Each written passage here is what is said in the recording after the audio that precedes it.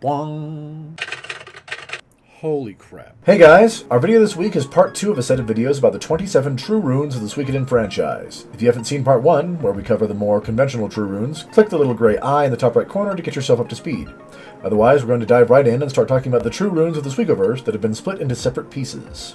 So the first split rune we're going to go over is called the Rune of the Beginning when it is whole. We say when it is whole because this rune is unique among the split runes in that it is designed to begin as 2 separate runes, before combining into one when the right conditions are met. Whereas all other split runes have been forcibly separated and whether or not they can ever recombine is unknown. The Rune of Beginning is said to represent and embody the, quote, initial chaos of birth inherent in times of creation, unquote.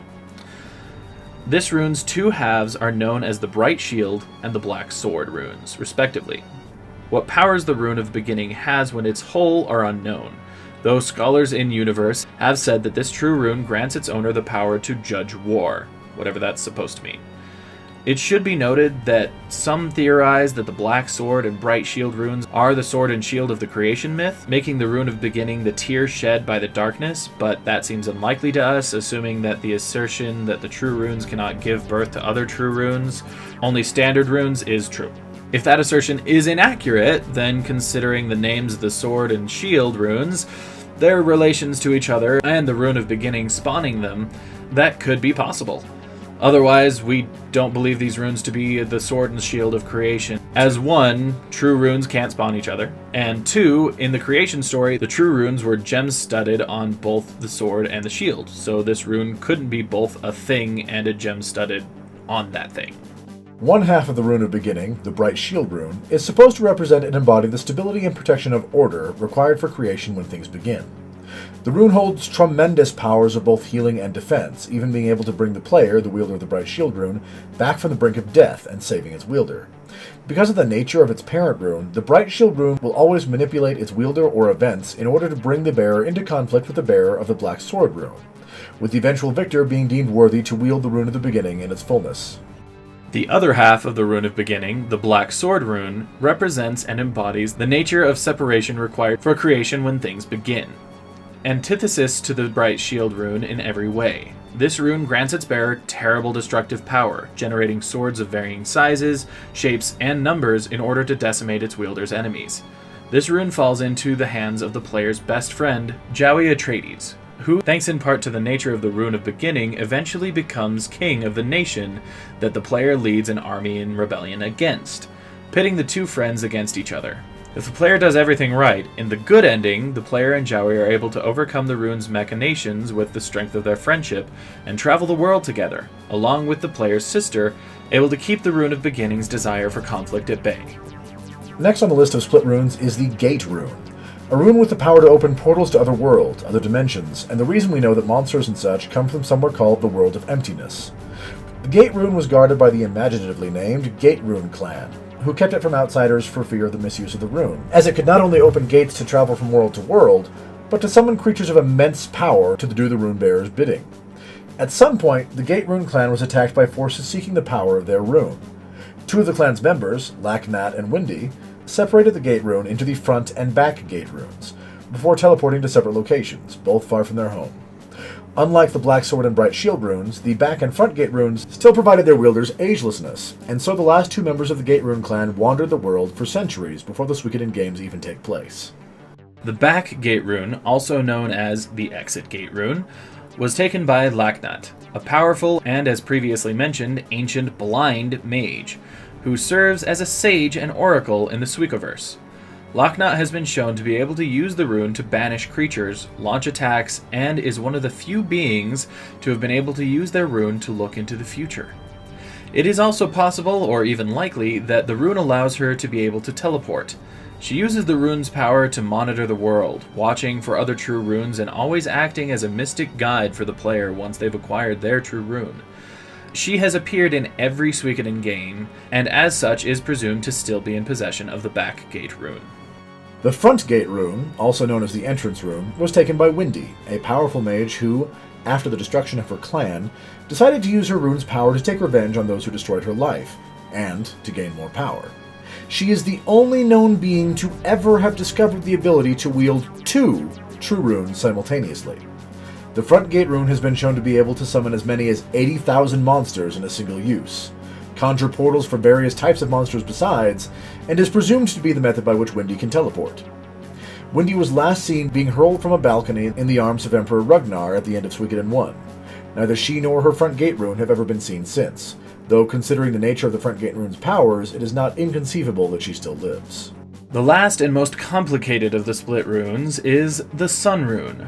Originally, the Sun Rune and the Night Rune were a single rune, meaning that technically the Night Rune covered in the last video is a split rune, but it doesn't function like one in anything but a historical sense. At some point long in the past, the Night Rune decided to strike out on its own, apparently jealous of how brightly the Sun Rune shone.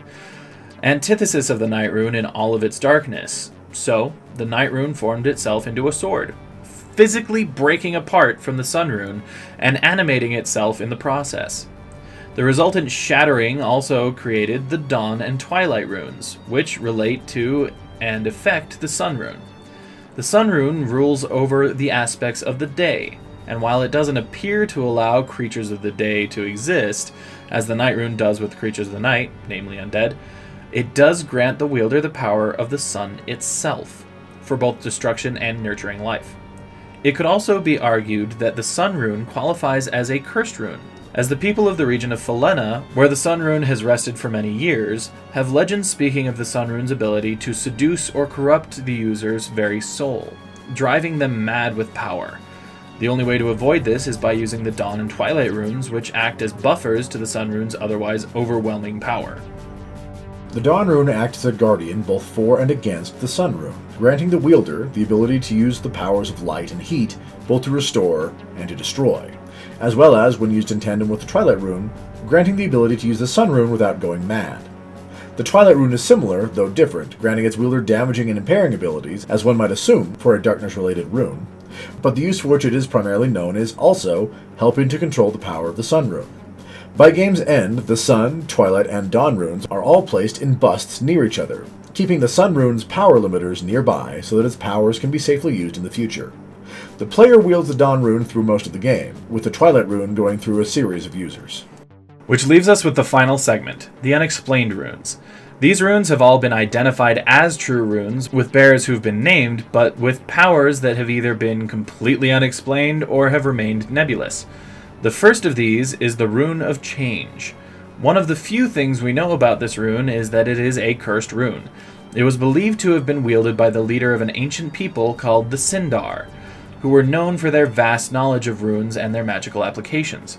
Supposedly, the rune granted the Sindar's leader eternal life, as these runes are wont to do, yet somehow doomed his or her people to an eternity of wandering and travel, likely through the rune's need for a constant change.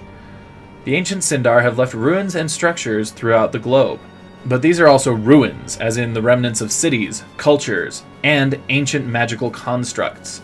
So whatever forced them to move, it either let them sit in place for years at a time, or they could build things unbelievably fast. If this second possibility was the case, perhaps the Rune of Change assisted in some way. But beyond these slim facts and conjecture, little is known about the Rune of Change. The Sindar have long since vanished from known existence, and as such, no solid leads of the location or fate of this rune exists. The Circle Rune is another unexplained rune. It appears to embody order and stagnation, and has long belonged to Hikosek, a man who founded an entire empire based around the goal of acquiring the rest of the true runes at any and all costs. To their credit, the Harmonian Empire, which Hikosek began, has held as many as 5 or 6 true runes in its possession over the course of its existence. Though some have been stolen or fled under their own power, remember these things were both powerful and sentient during that time. The exact powers of the Circle Rune are unknown, save for the baseline agelessness that most, if not all, true runes grant. Though, based upon the aspects this rune embodies, it is a possibility that the Harmonian Empire's successful acquisition of all true runes could be an event leading to Luck's feared vision of a grey and stagnant future. Hikosek and the Circle Rune themselves have not been seen in public for many years, leading some to believe that Hikosek is dead, and that the Circle Rune has been lost. Which leaves us with the final true rune, the Eightfold Rune, wielded by an entity named Uber. This is the only true rune known to have been bonded with something other than an inanimate object, or human being, as numerous accounts, references, and in-game characters, including Uber himself, have stated that Uber is something other than human. The fact that he has one distinctly inhuman eye helps substantiate that possibility. Uber has been seen summoning monsters, teleporting, has lived for hundreds of years, and has used a different rune called the 8 Devil Rune to summon duplicates of himself and attack his foes.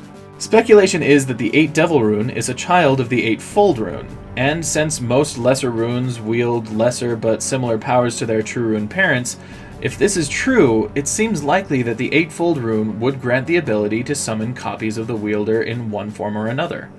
But beyond the existence of Uber's abilities, little, including whether they stem from the 8-fold rune or other sources, is known. And that's basically all of the true runes. The 18 known of the 27 that exist. We hope you guys enjoyed our 2 videos on this subject, and if you did like this one in particular, please give us a like. If you'd like to suggest a topic for videos you'd like to see in the future, have something to say about this or other videos we've done, or just want to say hello there, feel free to let us know in the comments down below. And if you'd like to see more videos from us in the future, be they lore or let's play, go ahead and hit subscribe. In the meantime, this has been Two Men and a Mic, signing off.